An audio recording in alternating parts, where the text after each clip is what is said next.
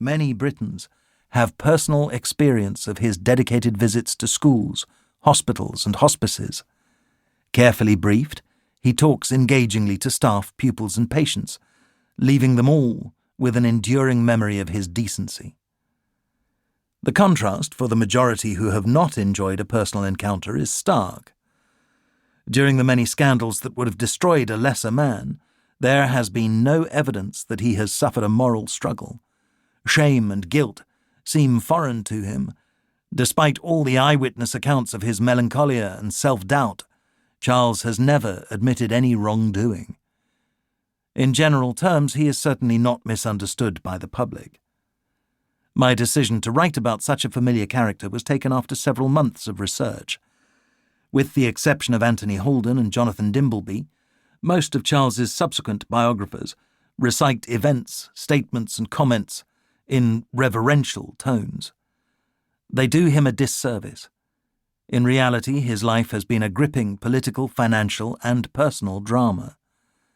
With hindsight, his survival today may seem preordained, but there were long periods when his future was in doubt, especially after Diana's death.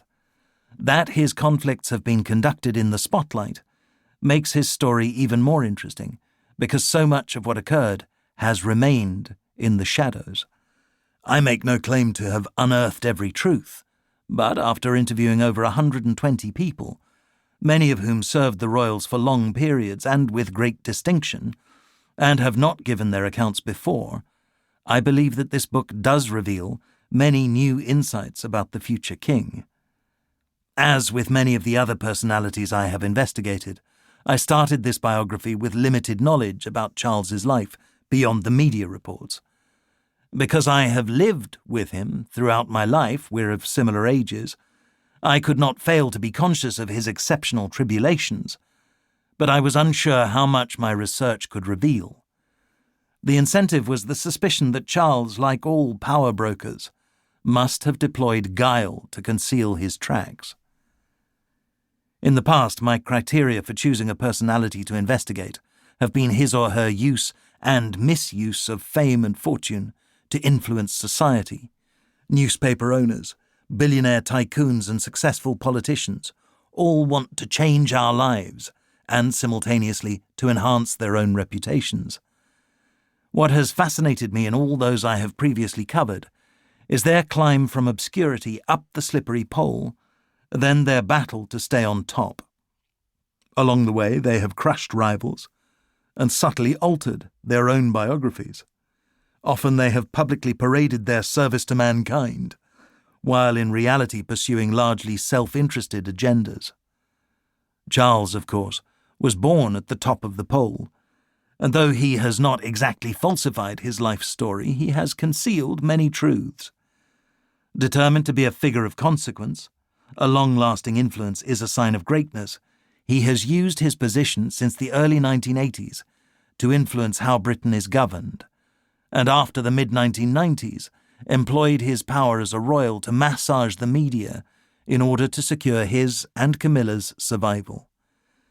My quest was to discover how he manipulated those levers of power. To my surprise, I found that Charles's conduct has created a substantial number of victims, many of whom are saddened over how he acted, both in general and towards them. His loyalty, like his attention span, is limited. Embraced today, a favourite can be cast out tomorrow. Like some feudal lord, he presides at the centre of a court with no place for democracy or dissenting views. Unlike the Queen, with her genius in being able to unite the nation, especially in difficult times, Charles divides his countrymen. Clearly he enjoys provoking argument, but only on his terms. He has refused to engage in debate. Advisers know that to say no will simply prompt his search for a replacement who will say yes. Every decision is his and his alone.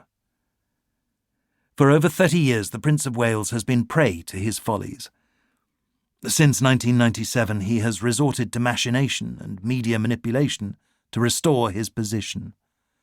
Although the large number of British people who previously supported the success